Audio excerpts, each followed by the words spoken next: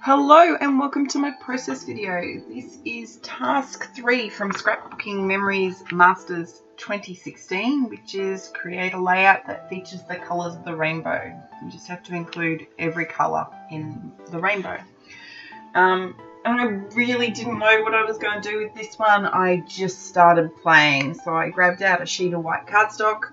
I grabbed a red, a yellow, a aqua, a blue and a purple distress ink, a pink and purple distress stain, and a green, pink and purple dilution spray.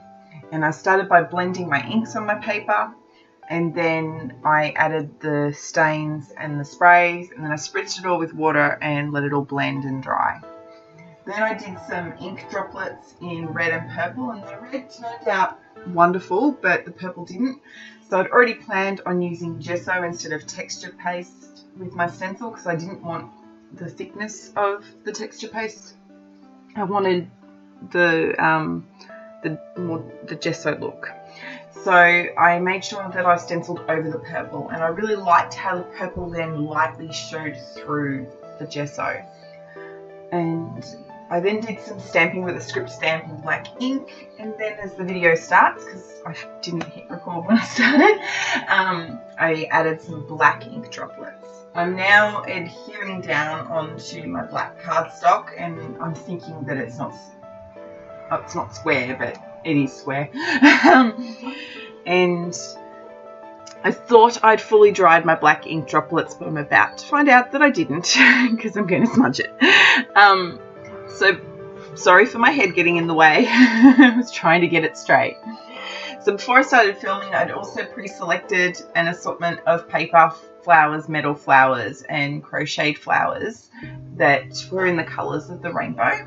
And I laid them out with a little bit of paper for behind my photos and and took a photo of it so that I'd have it as a guide. I also selected some black thread and some white die cuts that I got in a swap I participated in, 2 love hearts and 2 pieces of fence. I chose the fence because our fence is showing, the picket fence is showing in the background of the second photo. I chose the blue paper that I inked with black ink because in the photo on the left my son's wearing a blue t-shirt in a similar shade, and in the photo on the right my daughter's wearing a blue dress. Those purple flowers were actually white, and I just coloured them with a distress stain because I didn't have any purple flowers. I've chosen to centre the flowers that needed a centre either with brads or with some of my DIY enamel dots that I made with the curler pens, just to give some variance in the centres of the flowers. And so now I'm sticking down my photos, which I've matted with a black cardstock just to give it a very thin black edge. And the reason I decided to add some white and some black into this was to break up the rainbow so that it's not so overwhelming. But also my daughter's in a black and white shirt in the left-hand photo, and my son's in a black t-shirt in the right-hand photo. So it's sort of between the blue paper and then the black and white and the picket fence, it sort of helps pull your attention to the photos. And since the photo on the right is in the garden, I loved the idea of adding lots of flowers to give that garden feel.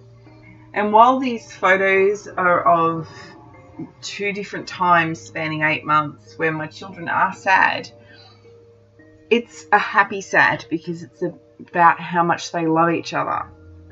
So I liked the idea of using these photos on the rainbow layout because I just felt the rainbow was such a happy thing to show their love for each other. I've just realised that I forgot to add my thread, so I'm trying to poke it in under the flowers because the thread is very thin, and I found you really need to put it under things rather than just have it by itself. Like sticking it by itself, you need to put it down first and then put things on top. Now I'm working on my top right cluster, and I decide to not put the smaller love heart with it. I decide to instead put it over the edge of the washi that I've put on there because I'm not happy about that edge of the washi. I chose that music washi because these photos are actually part of my daughter's journey as a cellist, so it again helped pull the attention to what the photos are about. So I'm doing my title now, which was going to be Goodbyes Are Hard, and then I realised that I don't have a lowercase I or S in this lettering, so I make it Goodbye Is Hard, and I use a uppercase I from the bigger version of this lettering a lowercase I from the bigger version of this lettering, and then the uppercase S from this lettering to spell is. And so I use a uppercase H from the bigger lettering for hard to sort of tie it all in, and it makes the title a bit quirky and fun. I hope you enjoyed my layout. Thank you for watching.